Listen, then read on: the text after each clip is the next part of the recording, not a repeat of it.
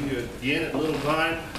Enjoyed the day. When I arrived here at lunch, I informed Brother Mark that I was fully aware that you shouldn't put up someone who just pops up in the middle of the meeting. And you see what that did. And then he told me we'd be done by 6. And I said, well, you're putting a lot of trust in creatures. And once again, you see what that got me. It falls on me now. Preach on, brother. Done by 6. I so appreciate what's gone before. Enjoyed it. And I tell you, what you said, I don't know what you've been through. Well, I'm going to tell you a little bit just on my personal experience the last couple of days, and then hopefully get into my subject quickly. But he said, talking about those sleepless nights, well, on Thursday night, I had one of those nights.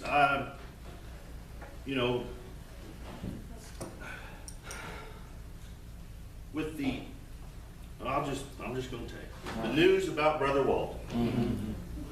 Sure. Just don't know. Right. You can worry yourself to death, can't you?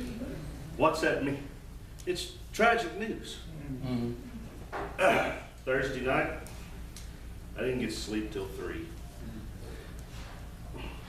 Well, I wake up, and I woke up pretty early, about 6. And I didn't even have to work that day, but anyway, I did. Told Liz, said, man, I didn't get to sleep till 3. She said, well, I woke up at 3:30 and couldn't get back to sleep. We're all worrying in there. Mm-hmm. Well, yesterday was a rough day, because you can imagine that. And I was like, I don't know if I'm just, they said, you going a little bit? I don't know. And if I didn't sleep at all, and I'm just worried.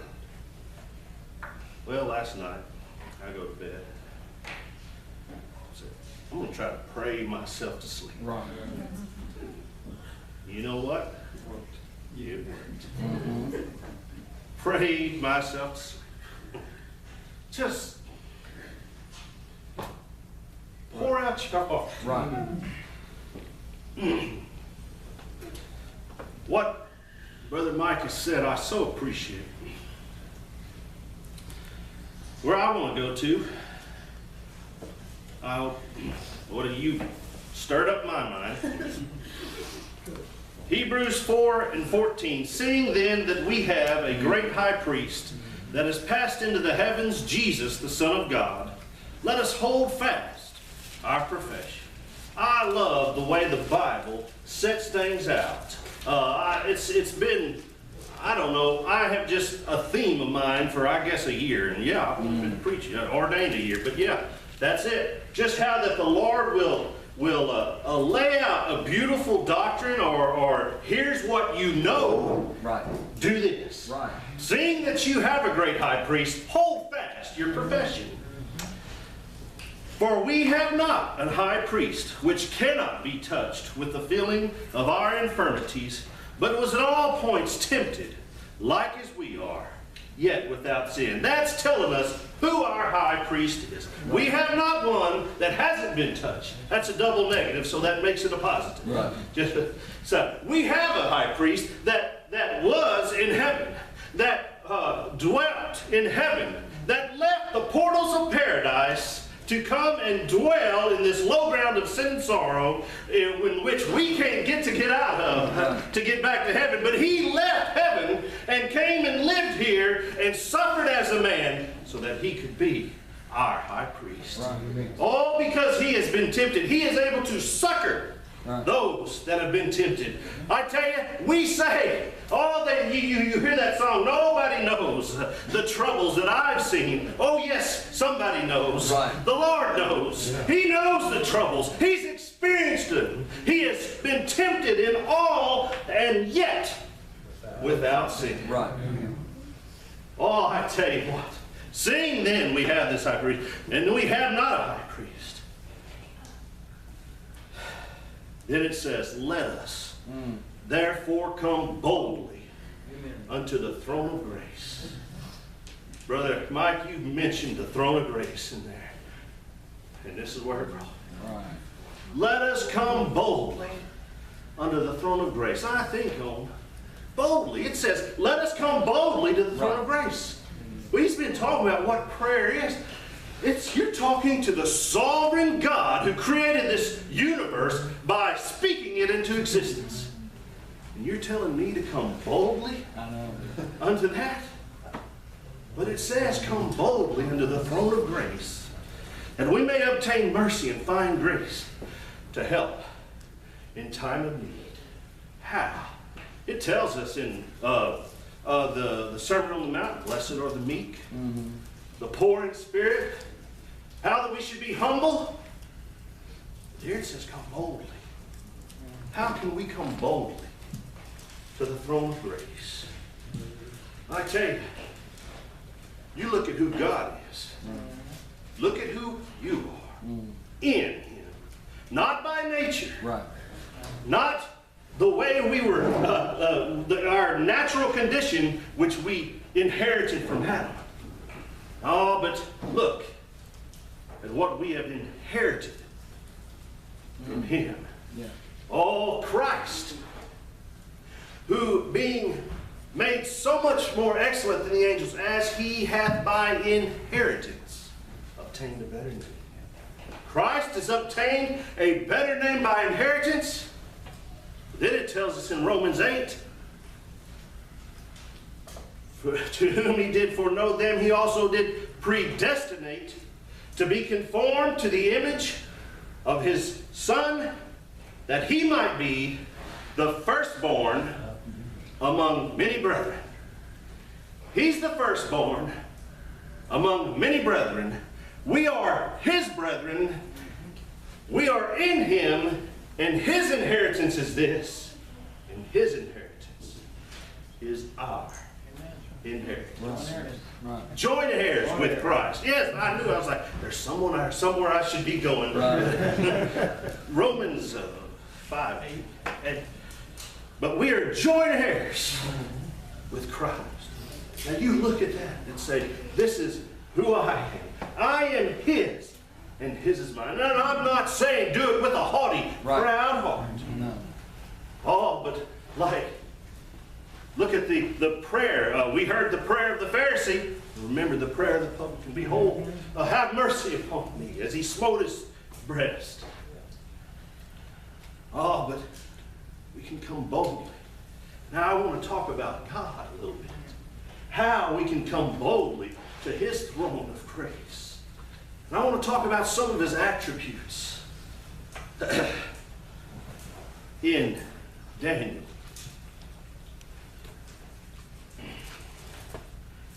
Yeah, I'm going to the Hebrew children, and my sister says, I have not heard so much about Shadrach, Meshach, and Abednego since you started preaching. Well, I like the Hebrew children. What can I say? Now we know here, these men were had elevated positions in Babylon. Yeah. And King Nebuchadnezzar, the people conspired against him that King Nebuchadnezzar would have to put him to death. They made him sign a decree that if they didn't bow down when they heard the music, all these musical instruments, if they didn't bow down to the image of Nebuchadnezzar, then they would be thrust into a furnace. Now, let's pick it up. After all this, they came and said, these men that you've elevated, they're not doing what you said. So then he calls them in. Verse 13 of chapter 3. Then Nebuchadnezzar, in his rage and fury, commanded to bring Shadrach, Meshach, and Abednego. Then they brought these men before the king. Nebuchadnezzar spake and said unto them, Is it true, O Shadrach, Meshach, and Abednego? Do not ye serve my gods, nor worship the golden image which I have set up? Now if ye be ready, that at what time ye hear the sound of the cornet, flute, harp, sackbut, psaltery, and dulcimer, and all kinds of music, ye fall down and worship the image which I have made, well. But if ye worship not, ye shall be cast the same hour into the midst of a burning fiery furnace. Right. And who is that God that shall deliver you out of my hands? He said, I'm going to give you one more chance. You got one more chance. You hear these instruments? you bow down. And who is that God that's going to deliver you? And their answer. Right. Hear their answer. Shadrach, Meshach, and Abednego answered and said to the king, O Nebuchadnezzar, we are not careful to answer thee in this matter. We don't have to think about this. We don't have to go get a little council meeting together and discuss our answer.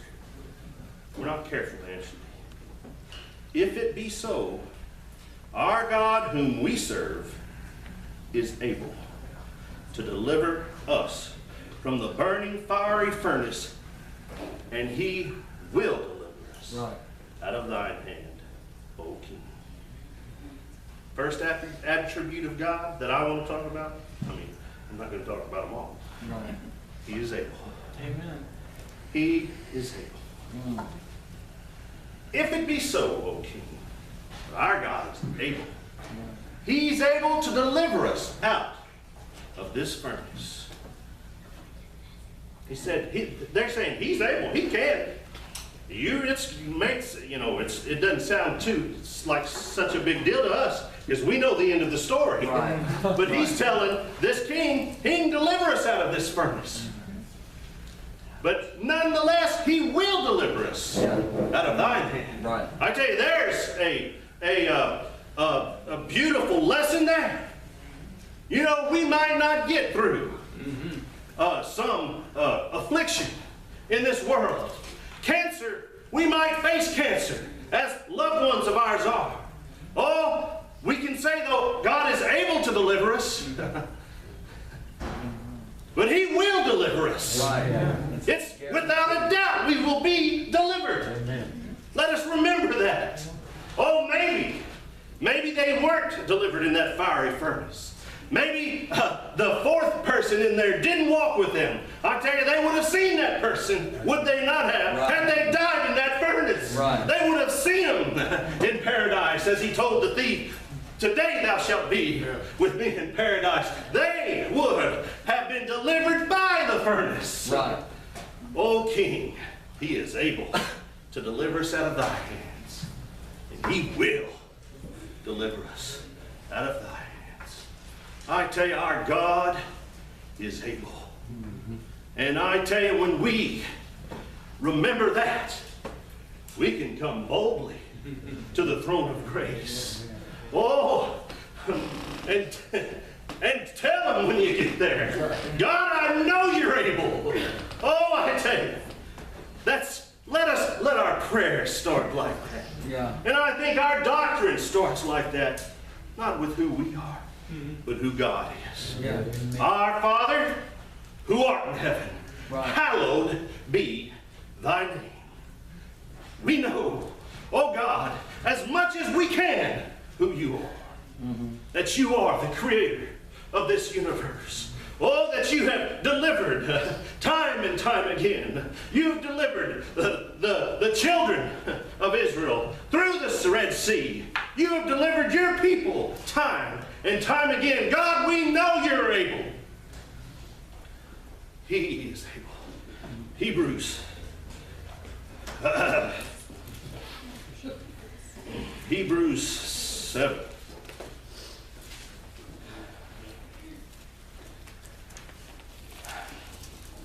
Starting 24, but this man, because he continueth ever, hath an unchangeable priesthood. Wherefore, he is able to save them to the uttermost that come unto God by him, seeing he ever liveth to make intercession for them. I tell you, I've gone back and forth on this verse. Is this talking eternal or time? Is he, of course we know he delivers us eternal, but what is this talking about? I used this at Bethel, and I said, I'm going back and forth, and I never did commit. And so when I got done, Brother Sonny says, it's time to commit. Where are you now? Well, right now, because this is talking about his priesthood, his unchangeable priesthood, it says he ever liveth to make intercession for them. I believe it's talking about here and now. I tell you, he can save us to the uttermost. Oh, the most dire circumstances that you think that we may encounter. Oh, Brother Mark talked about that when he was preaching.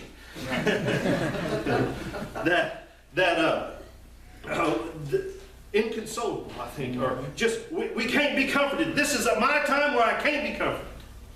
And it's a good time to be wrong, he said. Yeah. Yeah, he is able. He's able to save you to the uttermost. Now, that's the first attribute. That he is able. And it's gonna, I can kind of cut it short so I'm not too worried, because you got my third attribute, so you already covered that. I'll just cover it quick. But the second one, maybe. I learned better to quit making promises.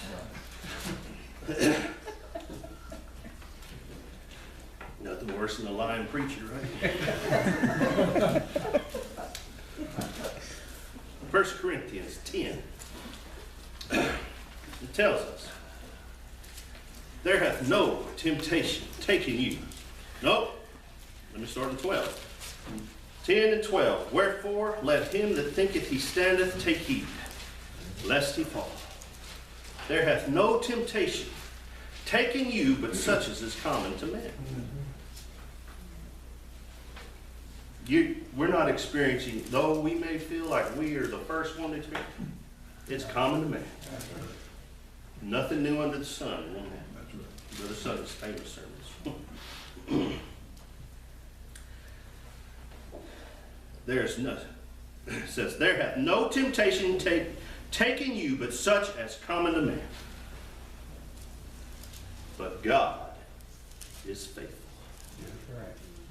who will not suffer you to be tempted above that ye are able, but will with the temptation also make a way to escape, that ye may be able to bear it. Mm-hmm. The second attribute of God, he is faithful. Mm-hmm. He is able and he is faithful. He loved you before he created this world. I tell you, it tells us before the mountains were brought forth, or ever thou hadst formed the earth, even from everlasting to everlasting, thou art God. Oh, he is eternal God, and he loved you before the world began. Mm-hmm. He loved you before the world began, and he sent his son for your sake, because he loved you so much. Because he loved a people so much, he sent his only begotten son to suffer, to bleed, and to die, that his family will be with him. That's how much he loves you. Oh, behold, what manner of love the Father hath bestowed upon us, that we should be called the children of God.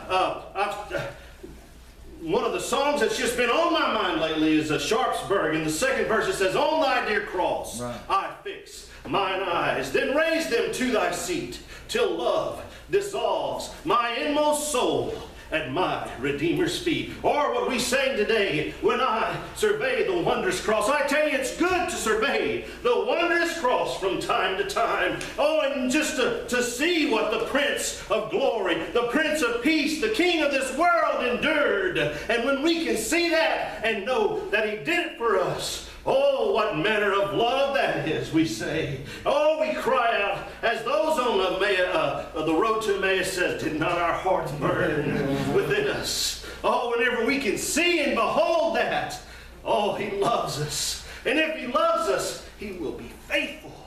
I tell you, God is not slack concerning his promises. His promises are yea, that he loved us with an everlasting love. Therefore, with loving kindness hath he drawn us. And we have the promise in this book that he will be with us. He will never leave us nor forsake us.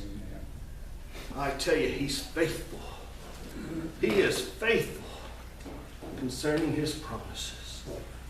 Our God is able. Our God is faithful. Now, as Brother Mike covered, his grace is sufficient. You stole that, Brother Mike. Mm-hmm. His grace is sufficient. Oh, that we could remember that.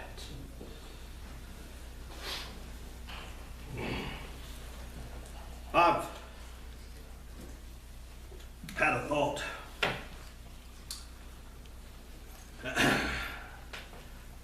God and I, whenever we pray a prayer, you know, you ask me something, my answer is yes or no. But I believe when we pray a prayer and not asking amiss, a sincere prayer, God either answers yes or my grace is sufficient. Mm-hmm. That's the way God says no. My grace is sufficient. No, I'm not going to remove the thorn. You'll be all right. My grace will carry you through the day. Amen. I tell you, let us look back on our lives. Psalm 37:25. I was young, and now am old, yet have I not seen the righteous forsaken, nor his seed begging bread. I'm not that old. I'm not old. I guess I'm approaching middle age. I guess it all depends on, when the end is. Yeah. But I tell you, I look back on my life and just things I have seen. I can't get in the pulpit without quoting this verse these days, I guess, but he says, blessed are the eyes which have seen what ye see. I tell you what, I just look at what I've seen. I tell you, if you're feeling bad, go visit my 96-year-old granddad on a good day. Sometimes he can get pretty down too. Mm-hmm. But get him telling our brother Preston, telling about things they've endured, what they've been through. I went to see him yesterday after that horrible night.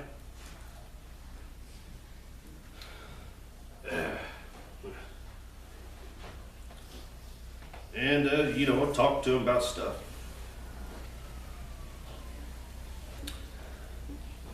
And as I was leaving, he said, we're praying for you.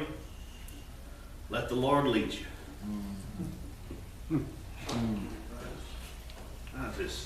I had to get out of there quick. Just think on what he has done. Think on our experiences. I tell you, you will find that the Lord was able. The Lord is able. He is able then. He is able now. You will find that he is faithful. You will find that his grace is sufficient. And let us, at night, at the end of the day, when we bow our head, then remember those things, and we can come boldly unto the throne of grace. We can come boldly unto that. Oh Lord, it doesn't make sense. Wow. Come boldly unto the throne of grace. But that's what he says to do. Yeah. And that's why we can. Because he is an almighty God. And he has a people. And he loves those people. And we are his inheritance. Jacob is a lot of his inheritance.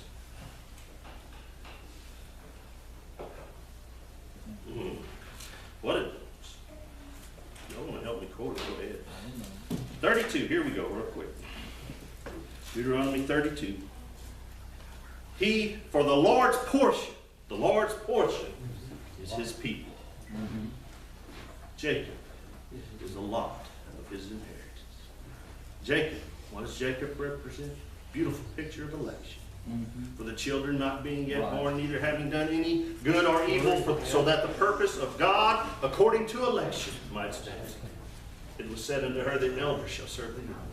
As it is written, Jacob have I loved, Esau have I hated. But Jacob have I loved.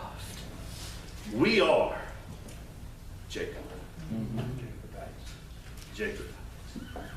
I tell you, I believe he's put it in us, and we know we can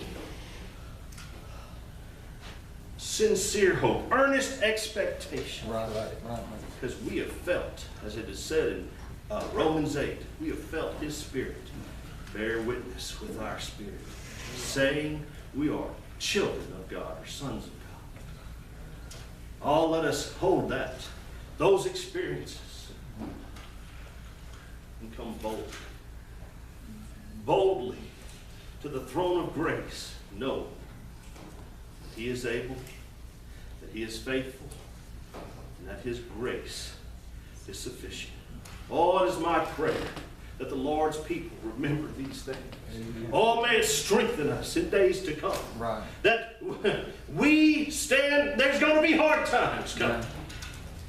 It's guaranteed, for in this world ye shall have tribulations. But be good cheer.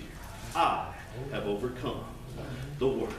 I tell you, let these things strengthen us, Right. that we may not waver in our service to him. That whenever the hard times come, we can remember these things. That he is able, he is faithful, and his grace is sufficient, and we can boldly come before him.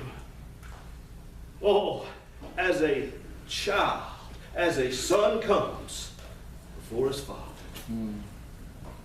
I tell you, I wouldn't turn them away. I got children. I was going to say I got sons. I won't turn my daughter away. Right. Oh, I tell you, we are his beloved children. And as good as I love my children, my love is tainted by sin. Yeah. But God is perfect, and his love is Right. perfect. He loves us with an everlasting love. And I'll just keep rambling if I stay. Right.